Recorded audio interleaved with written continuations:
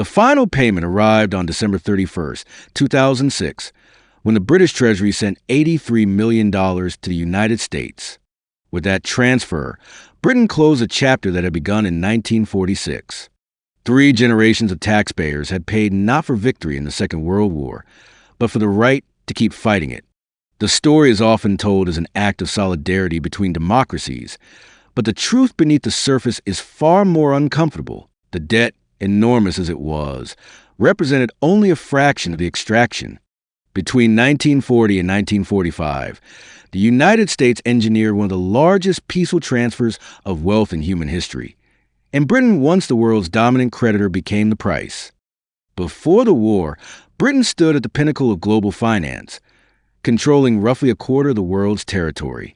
London was the center of the global monetary system, the pound sterling the reserve currency of empires and corporations alike.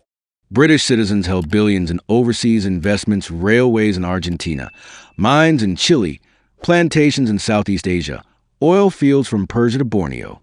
The empire was not just political, but financial.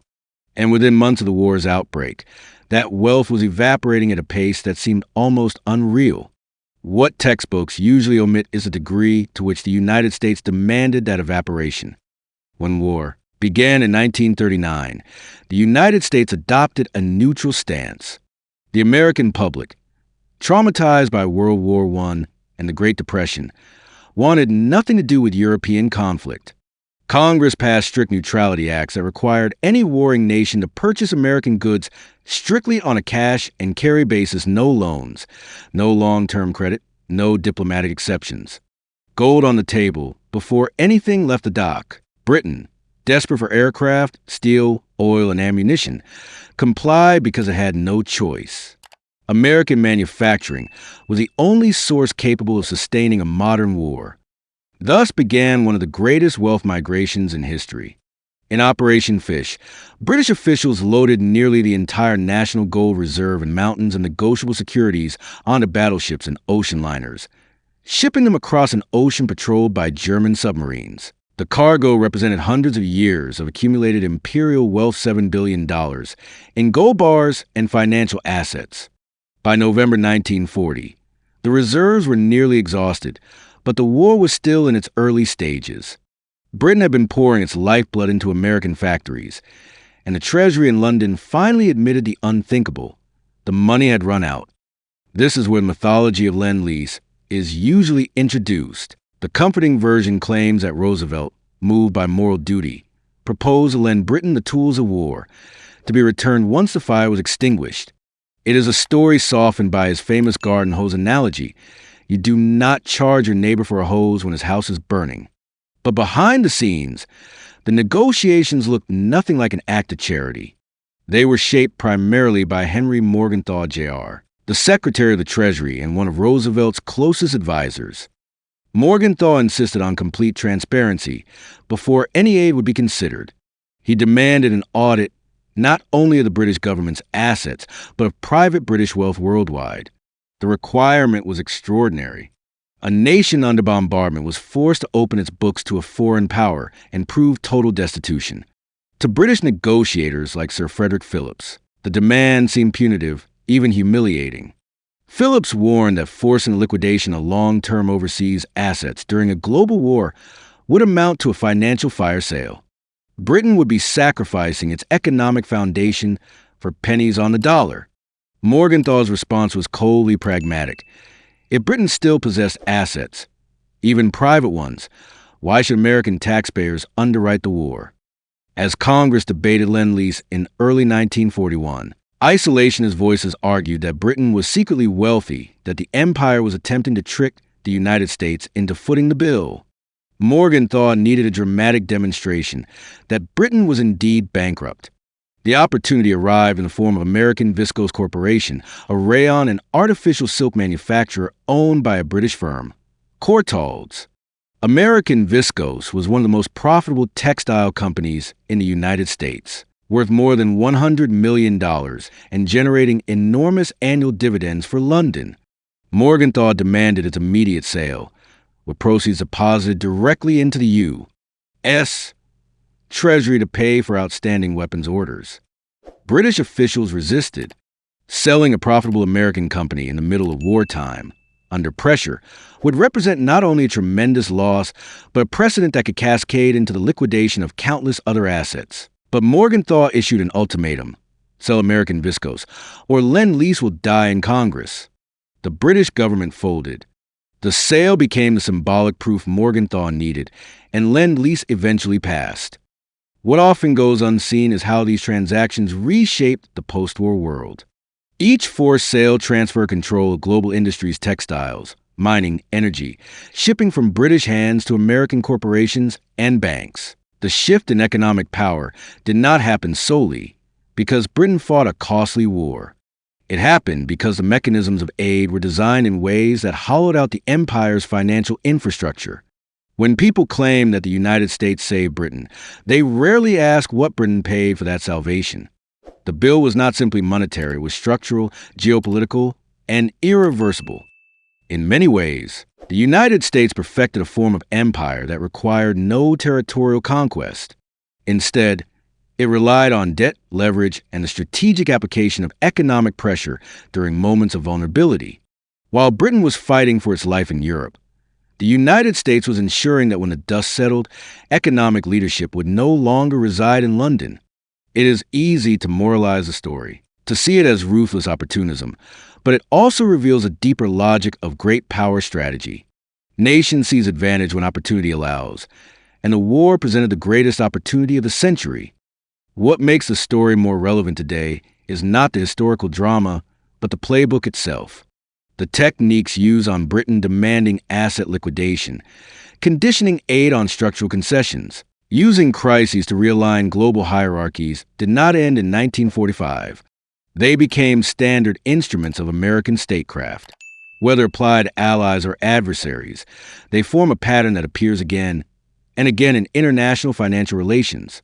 Understanding how Britain was pressured, stripped, and reshaped is less about revisiting the past and more about recognizing the machinery of modern empire. An empire built not on colonies, but on capital flows, debt obligations, and the ability to dictate terms when others are weakest.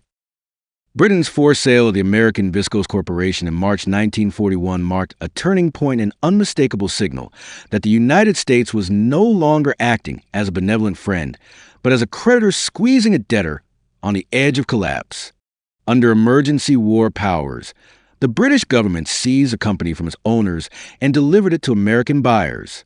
There was no negotiation, no room for bargaining, and not even the pretense of partnership. Because American investment bankers knew Britain had no alternative, they dictated the price with brutal efficiency. American Viscose sold for $54.4 million, barely half its real value. The British Treasury paid quartals in pounds, adding to Britain's internal debt, while every dollar from the sale went straight to the U.S. Treasury. On paper, it looked like a transaction. In reality, it was a foreclosure. This was only the beginning. Morgenthau's Treasury forced Britain to liquidate $650 million in U.S. securities and private British-owned stocks across the American economy. Assets accumulated over a century of global investment.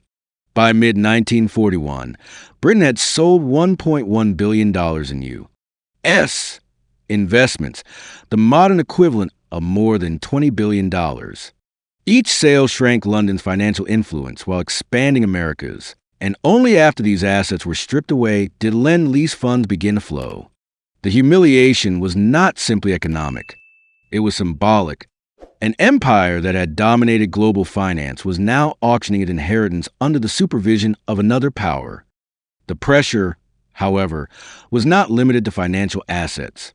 Months earlier, in 1940, Britain had struck the destroyers for Base's deal with Roosevelt, another agreement that has been sanitized in popular history. Britain desperately needed destroyers to counter German U-boats. Roosevelt offered 50 World War-era vessels, rusting and near obsolete. In exchange, Britain granted the United States 99-year leases on bases stretching from the Caribbean to Newfoundland for outdated ships that the U.S. Navy hardly wanted. America gained strategic control over the Western Hemisphere. Those bases would later become central pillars of U.S. global projection. Britain essentially pawned the family estate for a handful of tools barely fit for use. When the Lend-Lease Act passed in March 1941, American propaganda celebrated it as the arsenal of democracy. And to Britain's credit, Lend-Lease undeniably kept the country alive. Without American supplies, Britain would have been starved into surrender. But the key word in the program's name was always lease. The arrangement was never a gift. It was an advance with terms, conditions, and consequences. The most devastating of these was Article 7, buried quietly within the agreement. Article 7 required Britain to eliminate all discriminatory trade practices after the war. The wording sounded like a simple endorsement of free markets, but in practice it targeted the heart of Britain's imperial economy, the system of imperial preference. Through tariffs and preferential treatment, goods produced in Britain could enter markets across the Empire: Canada, India, South Africa, Australia at lower rates than foreign products. This system protected British manufacturing, shielding it from American competition. Without imperial preference, American machinery, cars, and industrial goods, all of which were cheaper and more efficient, would sweep into markets previously dominated by British firms. British negotiators understood exactly what Article 7 meant: the end of the empire as a coherent economic unit. But with German bombers overhead and the Atlantic infested with U-boats, they had no leverage. They signed, knowing they were trading the future to survive the present. As the war intensified through 1942 and 1943, the imbalance widened. American industry surged. The U.S. economy grew by 75% during the war years, while Britain converted every factory into wartime production. Ceasing almost all exports, American manufacturers did both supplying the Allies and capturing peacetime markets.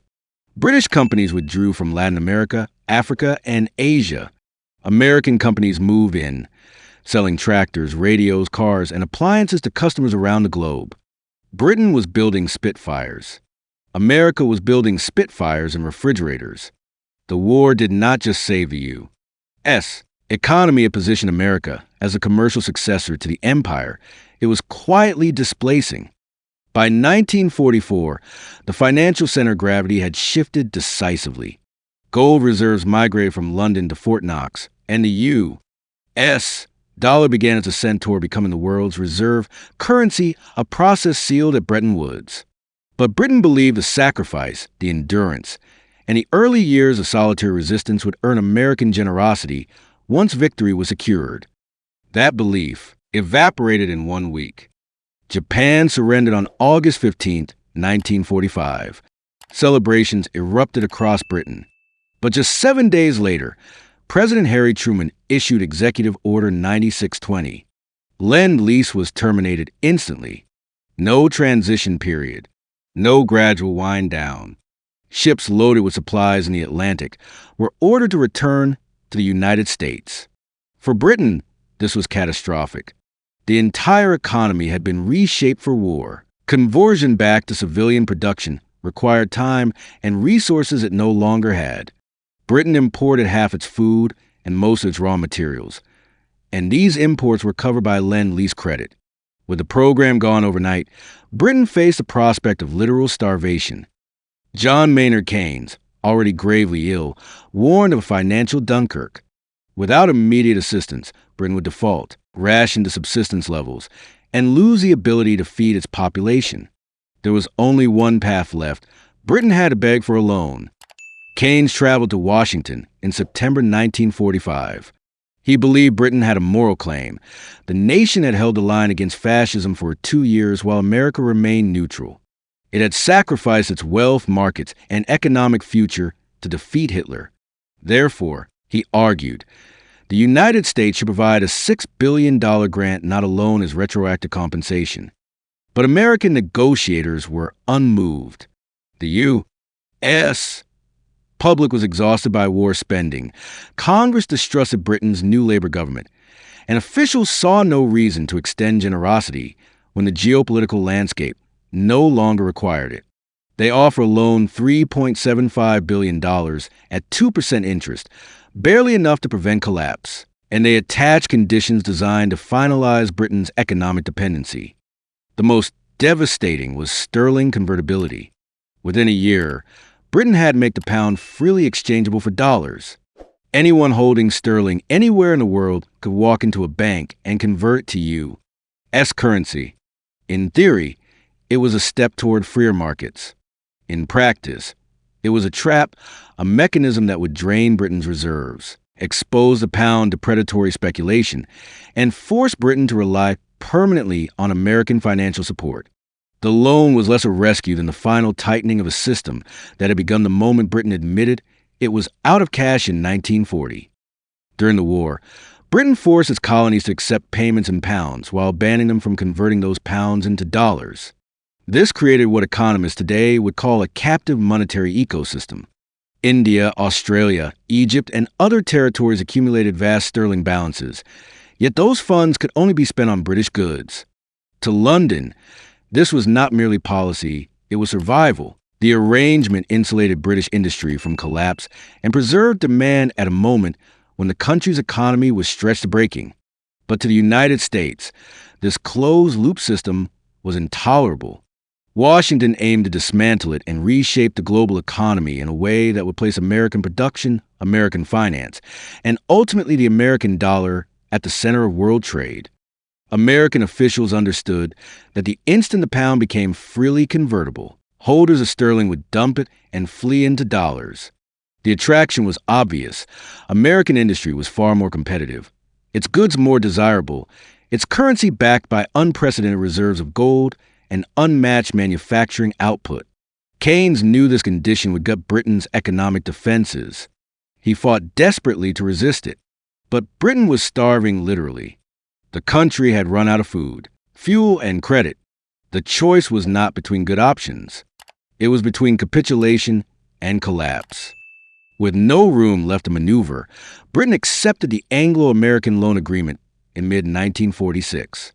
Keynes died just months earlier, his heart giving out under the relentless pressure trying to save a nation cornered by its greatest ally. The following winter brought a second blow. The winter of 1947 was the coldest in British history. Blizzards buried towns, coal supplies froze solid, and power stations shut down across the country. Millions shivered in unheated homes. At precisely this moment of desperation, the American deadline for convertibility arrived. On July 15, 1947, Britain made the pound sterling convertible. What followed was immediate financial carnage. Countries that had held sterling for years rushed to sell. Dollar reserves drained at a pace the Treasury simply could not withstand. Within a single month, Britain lost hundreds of millions from a loan. After just 5 weeks, the hemorrhaging became unsustainable, and Britain suspended convertibility. A quarter of the loan had vanished for nothing. The humiliation was staggering, confirming what many British officials feared but could not admit. The empire's financial independence was gone. The geopolitical consequences came quickly. In February 1947, months before convertibility even took effect, Britain had already sent a quiet, devastating telegram to the U.S. State Department. For a century, Britain had been the guardian of Greece and Turkey, restraining Soviet expansion and protecting Mediterranean stability. But the message was blunt. We can no longer afford it. We are leaving. If you want to stop the communists, you have to do it. That telegram triggered the Truman Doctrine, marking America's formal takeover of Britain's global role. It was an admission that Britain's superpower status had ended. In 1949, still mired in stagnation, Britain devalued the pound from $4.03 to $2.80. Overnight, Britain became 30% poorer relative to the rest of the world. Yet devaluation was not the worst indignity. The Anglo-American Loan itself remained a commercial debt, with 2% annual interest, never forgiven and never renegotiated. Year after year, across the post-war boom, the inflationary turmoil of the 1970s, the privatization wave under Thatcher, and the optimism of the Blair era, the British Treasury mailed its payments to Washington. The final payment was made only on December 29, 2006, 61 years after victory in World War II. Who benefited from this extraction? The architects of the liquidation, beginning with Treasury Secretary Henry Morgenthau Jr., maintained wealth and influence long after the war. American banks J.P. Morgan, Goldman Sachs, and others earned millions in fees handling the forced liquidation of British assets. Corporations that bought British holdings at fire sale prices doubled their money. The military-industrial giants that supplied Lend-Lease, Boeing, Lockheed, Ford, General Motors were paid in full by the U.S. government while Britain sank into debt to purchase their weapons. The pattern was unmistakable. The United States built an empire wealth while Britain mortgaged its future to survive. By 1945, the U.S. controlled two-thirds of the world's gold reserves. The dollar replaced the pound as the global reserve currency. American bases ringed the planet. Global influence was achieved not by armies marching across borders, but by contracts, financial instruments, and economic leverage. The British Empire was not conquered, it was bought. The United States acquired the assets, the shipping routes, the bases, and strategic leverage through a distressed asset acquisition on a planetary scale, managed with legal precision by the U.S. Treasury. And this strategy was not unique to Britain. The same playbook shaped every major American ally from 1945 onward. Germany was rebuilt through the Marshall Plan, but that aid came with strings: open markets for American goods, permanent U.S. military bases, and alignment with Washington's foreign policy. Prosperity returned, but dependence remained. Japan followed a similar path, rebuilt under American supervision, bound by security arrangements that persist to this day. Japan's enormous holdings of U.S. Treasury bonds symbolize an alliance, yes, but also a financial leash. South Korea, after the Korean War, entered a comparable system, wealthy, dynamic, but strategically tied to U.S. protection and U.S. priorities. The pattern is consistent. Crisis creates dependency. Dependency demands concessions. Concessions transfer sovereignty and wealth. The mythology of World War II says America saved Britain. The reality is more complicated. America saved Britain's army, but acquired Britain's empire. Understanding this is not about blaming America or rewriting history. It is about recognizing how power operates once the age of territorial conquest ends.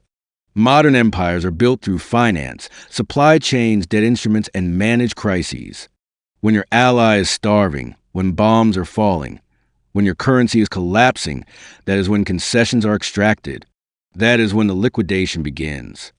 The so-called special relationship between the U.S. and the U.K. is often portrayed as a partnership of equals. But the documents tell another story. The numbers reveal who paid and who profited. Britain gave everything. America took everything. In December 1940, when Churchill wrote to Roosevelt begging for aid, he unknowingly signed a deed of sale. He traded the empire for survival.